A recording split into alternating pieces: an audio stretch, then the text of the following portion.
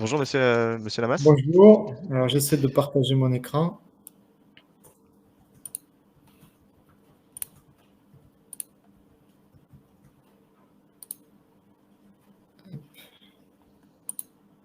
Est-ce que vous voyez? Oui, essayez de passer en mode plein écran pour voir si ça fonctionne. Ça y est, je suis en mode plein écran. On ne voit pas encore, c'est pas encore affiché, enfin pour moi en tout cas.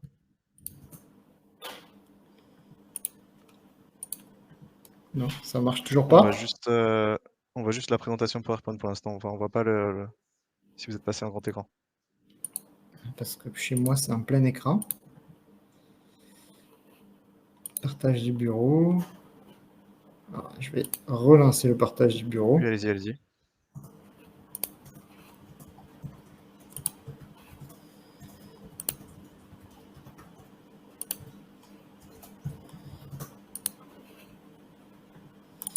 Est-ce que c'est mieux? Allô?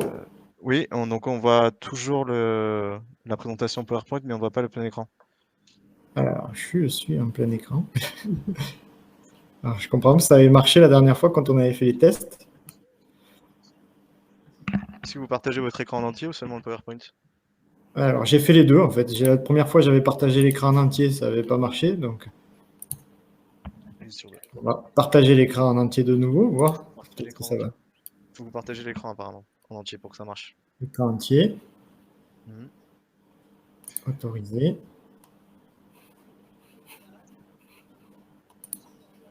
Donc Non, oui, là, bah, voilà. rebasculez sur PowerPoint et mettez en plein écran. Là. Est-ce que là, c'est bon? Pour l'instant, ça s'affiche pas, c'est en train de charger. Ah, déjà, c'est un bon signe.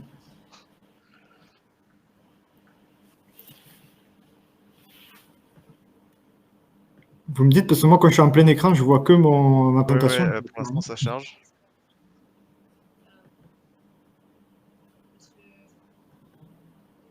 Tu veux que je te, tu veux que je te passe, là, tu veux je vais laisser à ma collègue, c'est mieux faire que moi. D'accord. C'est moi, là, pour le moment, bonjour, j'ai mon écran, ma présentation en plein écran sur mon ordinateur. Eh ben voilà, ça vient de marcher. Il fallait Mais juste que voilà, j'arrive. c'est tout. Parfait. Bon, ben, je vous laisse vous présenter du coup et intervenir. Merci beaucoup de votre présence. Merci à vous. Donc, tout d'abord, je voulais remercier Biotrace de me permettre de faire cette présentation. Donc, je me présente. Donc, moi, je suis Bruno Lamas. Je suis chargé de recherche dans l'équipe endocrinologie et toxicologie de la barrière intestinale au sein de l'unité Toxalim à Toulouse. Et donc, je travaille à l'INRAE. Et aujourd'hui, je vais vous parler des nanoparticules dans l'alimentation et notamment leur interaction avec l'axe microbiote intestin. Donc, tout d'abord, qu'est-ce qu'une nanoparticule? Donc, une nanoparticule, c'est une particule qui possède au moins une de ces dimensions, qui est de la taille entre 1 et 100 nanomètres. Et quel est l'intérêt de faire des nanoparticules? C'est que lorsqu'on fait des nanoparticules, on augmente les interactions de ces particules avec l'environnement et par conséquent ses potentiels effets. Donc on retrouve ces nanoparticules dans les nanomatériaux. Et qu'est-ce qu'un nanomatériau? Donc un nanomatériau, c'est un matériau naturel contenant des particules libres sous forme d'agrégats ou d'agglomérats, dont au moins 50% de ces particules sont des nanoparticules. Donc, il y a différentes façons de fabriquer ces nanomatériaux. Donc, la façon top and down. Donc là, on part par exemple d'un grand bloc de métal qu'on broie pour obtenir des nanomatériaux. Et il y a une autre méthode qu'on appelle le bottom up. Donc, cette fois-ci, on part d'atomes qu'on essaie de compiler entre eux pour obtenir des nanomatériaux. Donc, ce qu'il faut savoir, c'est qu'à l'heure actuelle, plus de 95% des publications qui s'intéressent à l'effet des nanomatériaux sur la santé utilisent des nanomodèles, donc c'est des particules libres qui sont 100% nanométriques, donc que des nanoparticules. Et il faut savoir que c'est faiblement représentatif de l'exposition humaine à ces nanomatériaux, parce qu'un nanomatériau, il est composé à la fois de micro et de nanoparticules qui sont agglomérées ou agrégées entre elles. Donc ces nanomatériaux sont utilisés dans différents secteurs, dont le secteur agroalimentaire, et notamment en tant qu'additifs inorganiques. Et ces additifs sont utilisés notamment pour leurs propriétés texturantes ou antimottantes, ou encore des colorants, ou c'est des agents antibactériens, et également dans la nano-encapsulation. Dans la nano-encapsulation, ce sont des capsules de micelles qui peuvent renfermer un principe actif, et cela favorise leur biodisponibilité. Ça peut aussi permettre leur vectorisation de ces principes actifs vers des organes cibles, ou augmenter les arômes de certains aliments.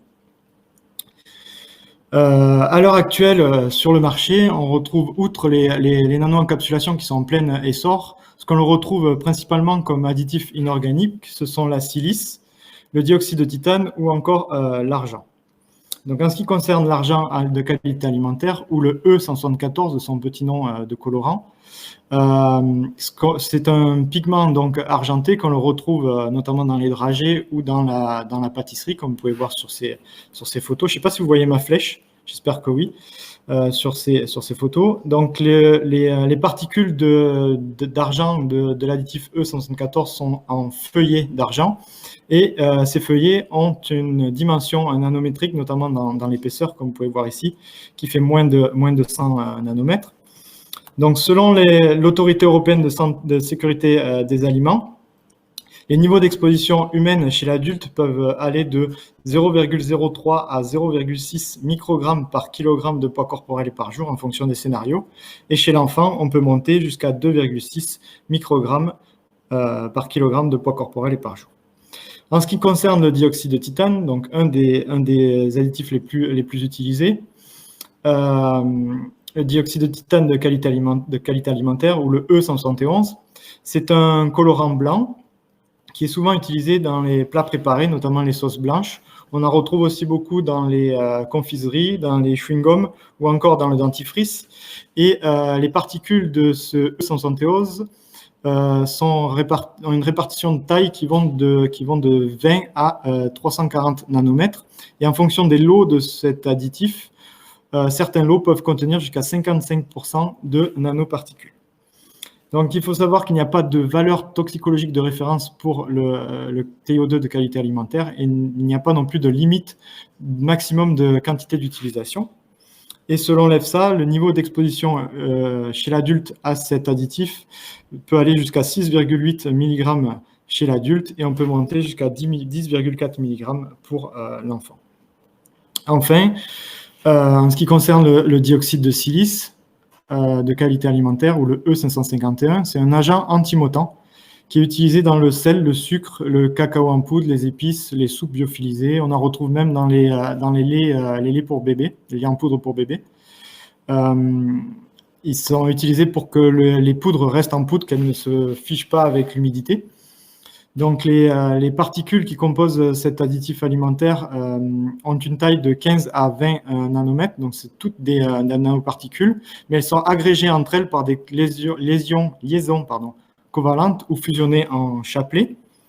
Donc, il n'y a pas non plus de valeur toxicologique de référence pour cet additif. Et en fonction des pays, la limite maximum de quantité d'utilisation varie entre nos limites et 2000 mg par kilogramme d'aliment. Et toujours l'EFSA, toujours en fonction des données de l'EFSA, les niveaux d'exposition humaine chez l'adulte peuvent aller jusqu'à 13,2 mg, et chez l'enfant, on peut même monter jusqu'à 31,2 mg. Donc, si on considère qu'un adulte fait à peu près 75 kg, on peut voir que ce n'est pas négligeable comme niveau d'exposition. Donc, une fois ingérés, ces additifs inorganiques contenant des nanoparticules, ils vont interagir avec le tractus gastro-intestinal. Et l'un des premiers acteurs avec lequel ils vont interagir, c'est le microbiote intestinal. Donc, le microbiote intestinal humain, il est composé de plus de 10 puissance 11 micro-organismes par gramme de fécès. Et lorsqu'on prend le répertoire génétique de ce microbiote, il représente à peu près 150 fois le génome humain. Donc, le microbiote humain est composé d'une centaine d'espèces qui ont réussi à s'adapter et qui ont une fonctionnalité stable. Le microbiote intestinal humain est composé de deux phyla majeurs, les firmicutes et les bactéroïdétes. Et le ratio firmicutes sur bactéroïdétes est souvent utilisé pour évaluer la santé du microbiote. Le troisième phylum qui est le plus représenté, c'est les protéobactéries qui, elles, ont plutôt un effet délétère pour l'hôte avec des effets pro-inflammatoires. Et au niveau du microbiote, le microbiote intestinal, on n'a pas que des bactéries, on peut aussi retrouver des champignons et des phages. Donc le microbiote intestinal humain joue différents rôles physiologiques pour l'hôte. Il joue notamment un rôle dans la maturation de la barrière intestinale et de la réponse immune intestinale. Il a également un rôle de protection vis-à-vis des pathogènes. Et il a été décrit également un rôle dans le métabolisme et dans le développement cérébral. Et il y a d'autres fonctions de ce microbiote qui restent encore à trouver. Donc, dans différentes maladies, il a été décrit une altération de la composition du microbiote intestinal. Cette altération est appelée dysbiose. Et cette dysbiose peut jouer un rôle dans la pathogénicité de ces maladies, comme les maladies inflammatoires chroniques de l'intestin ou encore les cancers colorectaux. Donc, différentes études se sont intéressées à l'impact des additifs inorganiques contenant les nanoparticules sur le microbiote intestinal. Et ici, je vous ai mis une étude in vitro qui a évalué l'impact des nanoparticules de TiO2 ou de TiO2 alimentaire, donc le E111, sur différentes bactéries que l'on retrouve au niveau intestinal, comme Escherichia coli, Lactobacillus rhamnosus ou encore Lactococcus lactis. Donc ici, je vous ai mis les résultats que pour Lactococcus lactis, mais on retrouve exactement la même chose pour toutes les bactéries étudiées dans cette étude.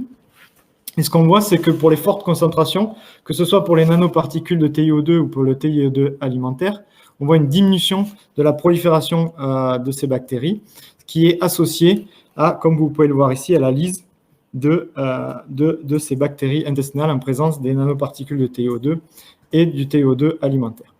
Donc ça, c'est des résultats in vitro. Qu'en est-il de ce qui se passe lorsqu'on expose des souris à différents additifs inorganiques? Qu'est-ce qui se passe au niveau de la flore de ces souris? Donc ici, c'est une étude qui a été faite donc, chez la souris où les animaux ont été gavés pendant 7 jours avec différentes nanoparticules. Donc ici, vous avez des nanoparticules d'argent, les nanoparticules de dioxyde de silice et les nanoparticules de dioxyde de titane. Et ici, le groupe contrôle. Et après 7 jours de gavage, donc, les auteurs ont séquencé le microbiote de ces souris. Et ce que l'on peut voir, c'est qu'on a, chez les souris qui ont été exposées aux nanoparticules d'argent, une augmentation de la proportion de bactéroïdétesse et une diminution des firmicutes. Pour les souris exposées aux nanoparticules de dioxyde de silice, on a une diminution des bactéroïdétesse et une augmentation des firmicutes. Et on retrouve la même chose chez les souris exposées aux nanoparticules de TiO2. On retrouve la même chose, mais à moindre mesure, mais qui est quand même significative, avec une diminution des bactéroïdétesse et une augmentation des firmicutes. Donc, ce qui veut dire que, quelles que soient les nanoparticules utilisées dans cette étude, on a une altération du ratio firmicute sur bactéroïdétesse. Donc, lorsque l'on fait l'état de l'art un peu des quelques études, il n'y en a pas beaucoup qui ont évalué l'impact de particules d'argent, de dioxyde de titane ou de dioxyde de silice sur le microbiote, on observe ce qu'on appelle une signature avec une altération du ratio firmicute sur bactéroïdétesse, comme je viens de vous le présenter sur l'étude précédente. Mais on observe également une diminution de certaines bactéries qui ont un rôle plutôt protecteur avec la production de métabolites protecteurs, et ceci au dépend de l'augmentation de bactéries plutôt délétères comme les protéobactéries. Et ce qui est intéressant, c'est que ces effets que l'on observe suite à l'ingestion de particules d'argent, de TiO2 ou de SiO2 sur le microbiote, certaines de ces altérations, on les retrouve chez les patients atteints de maladies inflammatoires chroniques de l'intestin, de cancer colorectal ou encore d'obésité. Donc l'ensemble des études qui ont regardé l'impact de ces nanomatériaux sur le microbiote se sont focalisées sur la composition, l'effet sur la composition du microbiote. Donc c'est très bien, il faut continuer à regarder la composition du microbiote, mais je pense qu'il faut aller au-delà aussi et regarder l'activité métabolique du microbiote, c'est-à-dire sa capacité à produire des métabolites qui ont un effet bénéfique pour l'hôte. Donc c'est ce qu'on essaie de faire un petit peu au laboratoire. Et ici, je vais vous présenter les résultats préliminaires. Donc ça fait vraiment pas longtemps qu'on a eu ces résultats. Donc c'est vraiment des résultats préliminaires dans lesquels, donc dans cette étude, on a gavé pendant 60 jours des souris avec du TiO2 alimentaire, donc le E111, et on a regardé l'activité métabolique du microbiote grâce à la technique de RMN.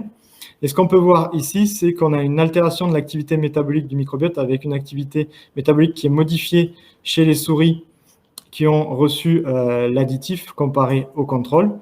Et ce qu'on voit, c'est qu'on a certains métabolites qui sont diminués et d'autres métabolites qui sont augmentés suite à l'exposition à l'additif alimentaire. Et donc, ces métabolites sont en cours d'identification, donc je ne pourrais pas vous en dire beaucoup plus. Mais dans une autre étude, cette fois-ci chez le rat, qui a été exposé pendant 100 jours dans l'eau de boisson au même additif et à la même concentration de cet additif, on a évalué les concentrations d'acides gras à chaîne courte dans les fesses de ces animaux. Et on peut voir qu'on a une diminution de propionate et d'isobutyrate chez les animaux exposés à l'additif comparé au contrôle. Donc, ces résultats montrent bien qu'une ingestion chronique de TiO2 alimentaire induit une altération de l'activité métabolique du microbiote. Donc, on vient de voir que l'ingestion d'additifs inorganiques pouvait altérer le microbiote intestinal, mais est-ce que ces particules peuvent passer la barrière intestinale? Donc, différentes études se sont intéressées à la voie d'absorption de ces particules. Des études surtout in vitro et quelques-unes in vivo. Donc ici, je vous ai mis une étude in vitro qui a essayé de voir les voies d'absorption nanospécifiques sur 3 modèles cellulaires intestinales, donc les entérocytes représentés ici par les CACO2, les cellules à mucus qui sont représentées par une coculture entre les CACO2 et les HT29-MTX, et les plaques de Peyer qui sont représentées par la coculture de CACO2 et de RAJB. Et ces 3 types cellulaires ont été exposés à des nanoparticules de TiO2 et ils ont regardé la translocation. Donc, et ici, donc, tout ce que vous voyez ici, les points rouges, c'est les particules de TiO2. Et ce qu'on voit, c'est qu'on a beaucoup plus de points rouges ici pour le modèle cellulaire qui représente les plaques de Peyer. Donc, ce qui veut dire que in vitro, la voie de translocation utilisée par les nanoparticules de TiO2 serait plus via les plaques de Peyer. Donc ça, c'est des études in vitro. Et qu'en est-il in vivo? Donc, c'est ce qu'on a essayé de voir au laboratoire. Donc, pour cela, on a gavé des souris. Donc, c'est une étude qui a été réalisée en collaboration avec l'équipe NGM de Toxalim, et notamment Christine Comera. Donc, on a utilisé des souris que l'on a gavées une seule fois avec du TiO2 alimentaire, le E111, et on a regardé la translocation des particules de TiO2 dans différentes portions du tractus digestif, notamment le jugénome, l'iléon et le côlon. Et on voit que 4 heures après le gavage, on a une translocation qui est importante au niveau du jugénome. Et ensuite, au niveau du génome, on a voulu voir si les particules passaient via les entérocytes ou via les plaques de Peyer. Donc ici, on a regardé au niveau des entérocytes et ici au niveau des plaques de Peyer. Donc on retrouve au niveau des entérocytes du génome notre pic de translocation des particules de TiO2 à 4 heures. Et on voit que pour les plaques de Peyer, on observe une augmentation de la translocation, mais uniquement à 8 heures et qui est inférieure à celle observée au niveau des entérocytes. Ensuite, on a voulu voir par quel mécanisme, au niveau des entérocytes, ces particules pouvaient passer. Donc pour cela, on a exposé, comme précédemment, par un gavage, les souris à des particules de TiO2. Et en parallèle, il y a un groupe de souris qui a été traité avec du triaminopyrimidine, donc le TAP. Et ce TAP, il bloque en fait le passage paracellulaire au niveau des entérocytes, comme vous pouvez le voir ici. Et lorsque ces animaux ont été traités avec le TAP, on voit une diminution de 66% de la translocation des particules de TiO2, ce qui montre que le passage in vivo chez la souris, le passage préférentiel des particules de TiO2 se ferait via les entérocytes et notamment via le passage paracellulaire, c'est-à-dire entre les entérocytes. Donc on vient de voir que les nanoparticules pouvaient passer la barrière intestinale. Et une fois qu'elles passent la barrière intestinale, elles peuvent interagir avec les cellules immunitaires qui se trouvent au niveau de la lamina propria ou au niveau des plaques de Peyer. Donc ici, je vous ai montré des études qui commencent à dater, puisque la première date de 96 maintenant. Et c'est des études où ils ont montré une accumulation de particules d'oxyde métallique dans les plaques de Peyer de l'intestin grêle chez l'homme.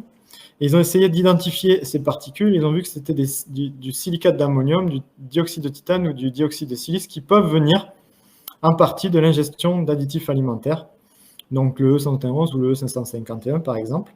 Et une autre étude qui a été faite chez l'enfant a aussi observé cette accumulation dans les plaques de Peyer. Et Et cette étude a aussi montré que cette accumulation est de plus en plus importante en fonction de l'âge. Donc, on a une accumulation du nombre de particules en fonction de l'âge. Et dans ces plaques de Peyer, il y a un nombre important de cellules immunitaires. Et au laboratoire, on a essayé de voir quels pourraient être les effets de la présence de ces nanoparticules sur la réponse immunitaire des cellules présentes au niveau de ces plaques de Peyer. Donc pour cela, on a exposé des rats pendant 7 jours à du TiO2 alimentaire ou des nanoparticules de TiO2. Et on a prélevé les plaques de Peyer et on a isolé les cellules immunitaires de ces plaques de Peyer qu'on a restimulées avec un anti-CD3 et un anti-CD28 pour avoir une stimulation spécifique des lymphocytes T. Et on a regardé la sécrétion d'interféron gamma ou d'IL-17 par ces cellules T. Et ce qu'on peut voir ici, c'est qu'on a une diminution de la production d'interféron gamma chez les animaux exposés aux nanoparticules de TiO2 ou au TiO2 alimentaire. Et on n'a pas de différence en ce qui concerne les productions d'IL-17. Donc ces résultats montrent une immunosuppression des réponses TH1 au niveau des plaques des Peyer suite à une exposition aux particules de TiO2. Donc ici, c'est une autre étude qui s'est intéressée cette fois à une exposition au dioxyde de silice et son impact sur la tolérance orale. Donc la tolérance orale, c'est un processus immunitaire qui se passe au niveau intestinal. Et lorsqu'on tolérise les animaux à l'ovalbumine, on a une faible concentration d'IgG anti-OVA dans le sérum de ces animaux. Ça, c'est le contrôle qui est ici. Et on voit que lorsque ces animaux ont été tolérisés avec l'ovalbumine et qui ont reçu 5 gavages de nanoparticules de dioxyde de silice, on voit qu'on a des concentrations d'IgG anti-OVA qui augmentent dans le sérum de ces animaux, ce qui montre qu'il y a un défaut de la mise en place de la tolérance orale en présence de nanoparticules de dioxyde de silice. Donc maintenant, quelle est la conséquence de tout ce que je viens de montrer sur la santé digestive? Donc ça, on a essayé de voir au laboratoire les conséquences que pouvait avoir une exposition chronique au TiO2 sur le développement du cancer colorectal. Donc pour ça, on a traité des rats avec du DMH, donc le diméthylhydrazine, qui initie la cancérogénèse au niveau du côlon de ces animaux. Et ensuite, ces animaux ont été exposés par eau de boisson à du TiO2 alimentaire à 2 concentrations, donc 200 microgrammes par kilogramme par jour et 10 mg par kilogramme par jour. Et ces animaux ont été exposés pendant 100 jours dans l'eau de boisson à ce TiO2 alimentaire. Et au bout des 100 jours, on a regardé la présence de lésions prénéoplasiques au niveau du côlon de ces animaux, et notamment le nombre et la taille des ACF pour Aberrant Crypt Foci. Donc les ACF, c'est les premières lésions qui se passent au niveau intestinal et qui peuvent ensuite dégénérer en tumeur. Et ce qu'on a vu, c'est qu'on avait une augmentation à la fois du nombre et de la taille de ces ACF chez les animaux exposés au TiO2 alimentaire à la concentration de 10 mg par kilogramme et par jour.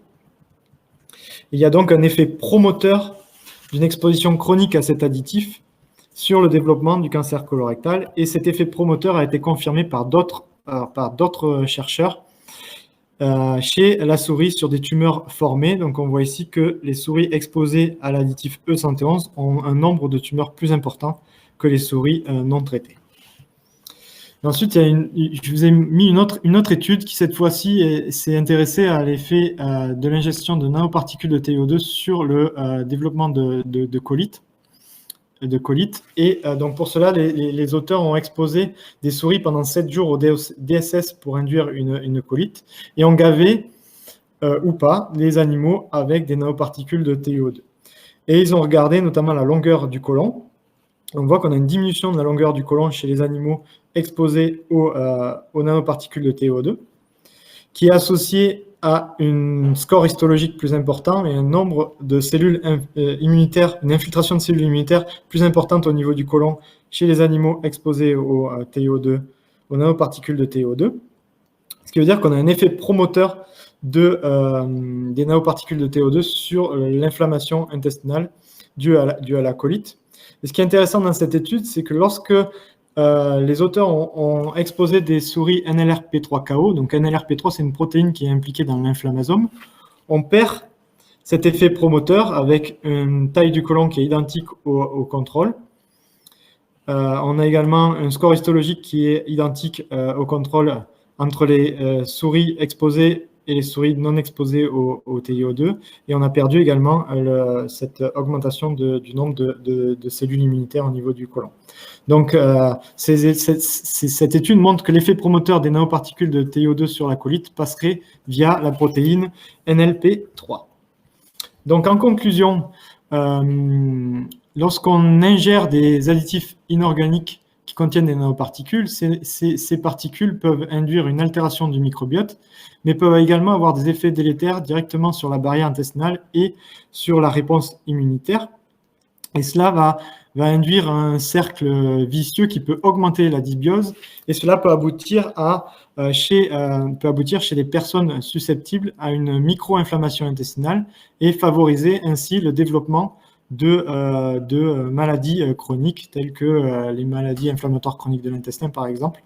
Donc, cette micro-inflammation, il faut bien avoir conscience que ça se passe vraiment chez des personnes susceptibles. Il faut quand même avoir des facteurs environnementaux plus l'exposition à ces additifs pour déclencher cette inflammation.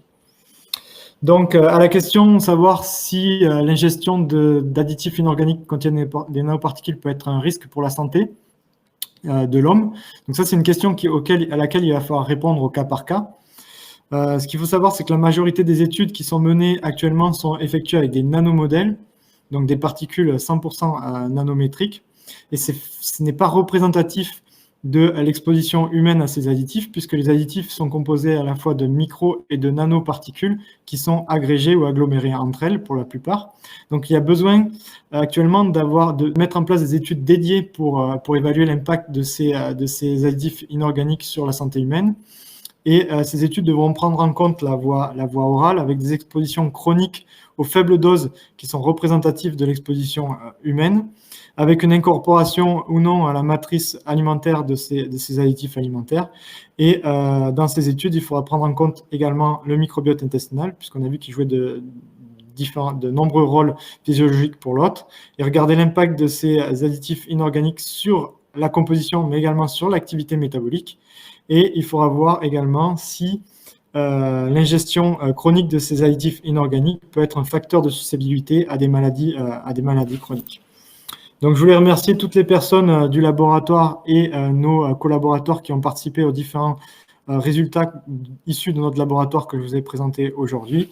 Et je vous remercie de votre attention. Et voilà, maintenant, je suis tout à vous pour les questions.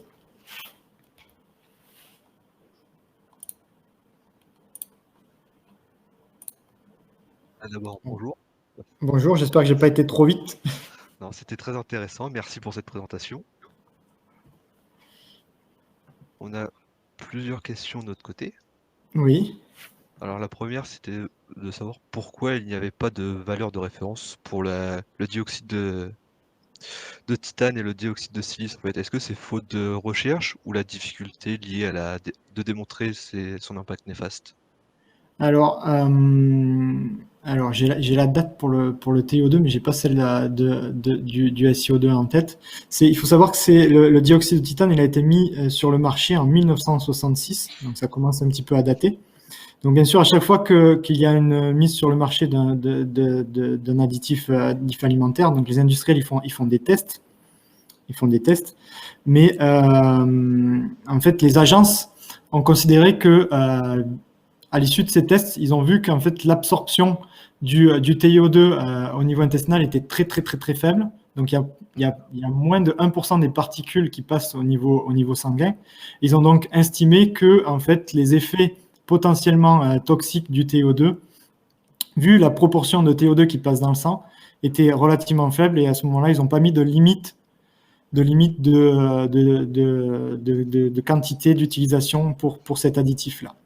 Et voilà, donc là, je vous ai démontré des résultats sur le microbiote et sur la réponse immunitaire et la barrière intestinale. Il faut savoir que quand les industriels ils font des tests, ils ne prennent pas forcément en compte ces paramètres-là. Donc, c'est des tests qui commencent à dater maintenant et qui n'ont pas pris forcément tous les paramètres, les nouveaux paramètres pour lesquels on voit que, par exemple, le rôle du microbiote pour l'hôte est très, très, très important. Et à l'époque, en 1966, ils n'avaient aucune notion du rôle du microbiote pour l'hôte. Donc, ils n'ont pas pris en compte tous ces paramètres-là. D'accord, Voilà. merci. J'espère que j'ai bien répondu à la question.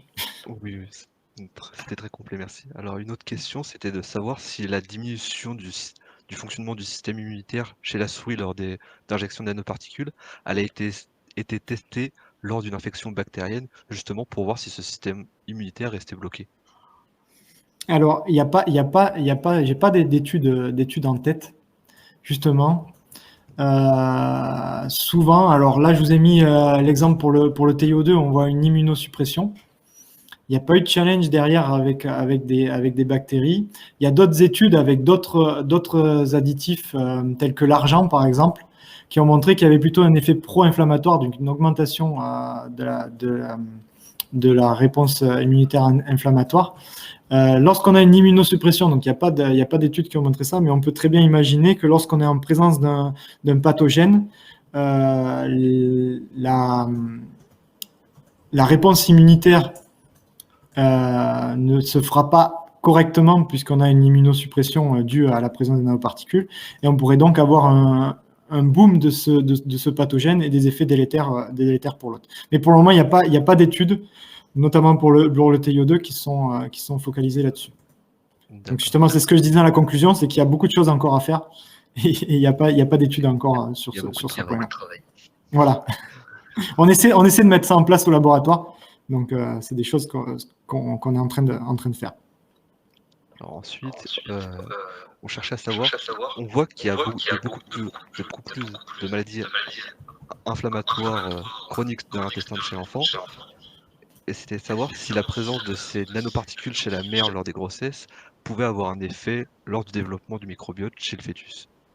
Alors, justement, là, on a publié une étude en fin d'année 2020, là, dans laquelle donc, on a vu que les particules de dioxyde de titane pouvaient passer la barrière placentaire et qu'on en a retrouvé dans le méconium. Dans le méconium, c'est les premières selles du bébé. On a retrouvé au niveau du méconium. Ce qui voudrait dire que dès la naissance, l'intestin du nouveau-né est en présence de particules, de nanoparticules de TiO2. Et au vu des effets de ces nanoparticules sur le microbiote, on peut imaginer que la colonisation par les différentes bactéries qui se fait à la naissance du tube digestif peut être altérée et à ce moment-là peut avoir des effets délétères sur la descendance. Donc là, on a une étude justement qui est en train de se finaliser, une étude d'une thésarde du laboratoire. On a essayé de voir justement, on a exposé donc les mères, les souris mères avant la gestation au TiO2 et on a continué l'exposition après sur les petits. Donc on a une exposition à long terme, donc dès la gestation jusqu'à l'âge adulte pour les petits. Donc à long terme, et on essaie de voir les effets délétères sur la descendance du TiO2. Donc ça, c'est des résultats qui vont, j'espère, être bientôt publiés. Voilà. Donc il y a encore beaucoup de travail, mais j'espère qu'ils seront bientôt publiés parce qu'on voit qu'il y a quand même des effets, et notamment des effets différents entre les mâles et les femelles. Donc il y aura un effet dimorphique de l'effet des particules de TiO2 sur l'intestin entre les mâles et les femelles. Encore deux petites questions. Désolé de prendre votre temps. Alors, l'autre question, c'est de savoir est-ce que vous avez mis en place des tests avec des effets cocktails, c'est-à-dire l'injection de plusieurs types de nanoparticules en même temps? Non, on n'a pas fait. Et à ma connaissance, il n'y a pas d'études sur ce mélange. Alors par contre, on a déposé un projet ANR qui a été accepté, qu'on commence cette année, où justement on va voir les effets des cocktails. Donc on va à la fois avoir une exposition à un seul des additifs. Donc on va faire l'argent, le TiO2 et le SiO2. Donc chaque additif séparément, et on va faire un cocktail des trois. Et on va voir si on a un effet plus fort ou moins fort. On va voir si on potentialise certains effets ou si on inhibe certains effets. Donc ça, c'est un projet qui démarre juste cette année. Donc, c'est très frais du coup. Ouais, et sinon, dans la littérature, il y a déjà beaucoup de choses à faire à regarder les additifs individuellement. Et pour le moment, il n'y a pas encore d'études qui sont consacrées à des cocktails d'additifs. Donc ça va venir, je pense, parce que maintenant, on commence à avoir pas mal de données sur les additifs, l'effet des additifs individuellement. Donc maintenant, je pense que les laboratoires vont passer sur les effets cocktails, justement. Du coup, dernière question, c'est est-ce que vous savez si actuellement la quantité de ces nanoparticules est présente en suffisante quantité dans la nature pour qu'elle ait une réelle conséquence sur l'alimentation et tout ça? Alors, nous, au laboratoire, on travaille beaucoup sur les additifs alimentaires, donc on ne regarde pas trop leurs effets au niveau environnemental. Mais par contre, il y a d'autres études qui ont montré que on retrouvait des particules de TiO2, mais pas cette fois-ci alimentaires, mais plutôt du TiO2 que l'on retrouve dans les peintures, par exemple, ou de l'argent que l'on retrouve, par exemple, que l'on met sur les parois des réfrigérateurs ou des micro-ondes pour leurs effets antibactériens. Donc ces particules-là peuvent se retrouver au niveau environnemental. Et il y a alors vraiment pas beaucoup d'études qui ont montré qu'ils pouvaient avoir un impact sur le microbiote du sol, par exemple. D'accord. Voilà. Mais alors c'est il y a vraiment très peu d'études. Très bien, bah merci de vos réponses, c'est très complet. Ouais. Bon, mais merci à vous. De rien. Au revoir. Au revoir.